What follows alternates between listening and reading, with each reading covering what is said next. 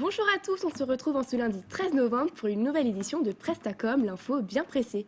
Je suis en compagnie de notre chroniqueuse Sarah. Bonjour Sarah. Bonjour Alizée.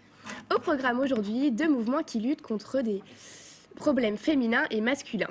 Le 3 novembre, 11h44, et le Movember.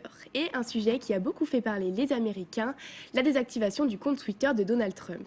Et nous commençons par ce sujet qui a fait couler beaucoup d'encre pendant la nuit du 2 au 3 novembre dernier sur les réseaux sociaux. Et pour cause, c'est face à une page inexistante que se sont retrouvés les utilisateurs de Twitter souhaitant se rendre sur le compte du président américain. En effet, pendant 11 minutes, Donald Trump a disparu de Twitter.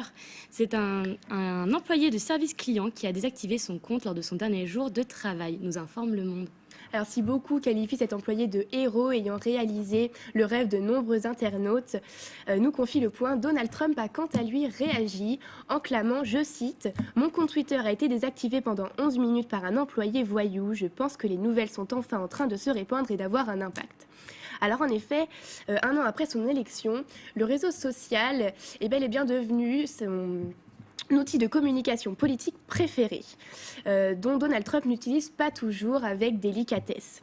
Cependant, toujours d'après Le Monde, les règles habituelles du réseau ne s'appliquent pas au compte de Trump, toute expression du président ayant une valeur d'information selon Twitter. Et maintenant, retour sur une campagne qui a fait parler d'elle cette semaine.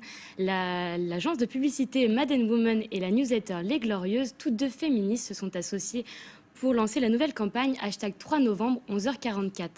Présentée sous forme d'affiches de sortie de film, elle dénonce les inégalités salariales entre les hommes et les femmes. Alors en effet, selon le Huffington, on nous rappelle qu'une étude d'Eurostat nous dit que les femmes gagneraient environ 15,8% de moins que les hommes.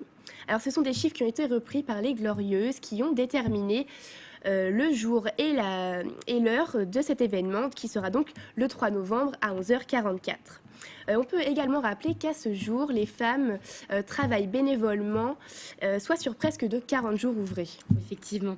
Inspiré des Islandaises qui, en 2016, avaient quitté le travail plus tôt, le Nouvel Observateur nous rappelle que les Glorieuses avaient déjà lancé une opération similaire, cette fois-ci le 7 novembre à 16h34, soit 4 jours plus tard que cette année, et que selon elles, l'écart salarial se creuse. Et en ce mois de novembre, une autre campagne ici adressée aux hommes tombe pile poil, et c'est le cas de le dire. Il s'agit ici de la fondation Movember qui lutte contre les problèmes de santé auxquels sont confrontés les hommes, le cancer de la prostate par exemple. C'est un mouvement que l'on pourrait comparer à l'Octobre rose pour les femmes. Alors oui, donc selon le site internet du Movember, les hommes vivraient en moyenne 6 ans de moins que les femmes.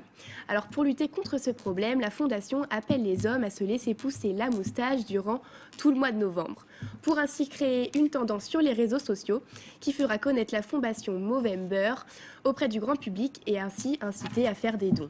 Effectivement, la fondation Movember est très présente sur les réseaux sociaux. Elle compte plus de 73 000 abonnés sur Facebook, 93 000 sur Instagram et 3 500 sur Twitter. Selon le site Influence, les médias jouent un rôle très important en ce qui concerne l'augmentation des dons. Alors ne vous étonnez pas si votre actualité est inondée de photos d'hommes moustachus. Merci à tous et rendez-vous lundi prochain pour une nouvelle édition de Prestacom.